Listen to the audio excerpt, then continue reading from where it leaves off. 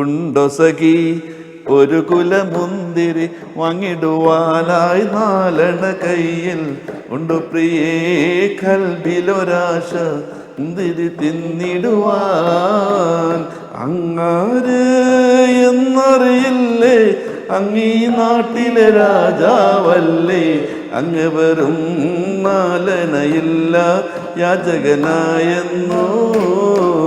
അല്ല എനിക്ക് പാട്ട് ഭയങ്കര ഇഷ്ടമാണ്. എൻ്റെ ഉപ്പാക്ക് പാട്ട് ഒട്ടും ഇഷ്ടമല്ല.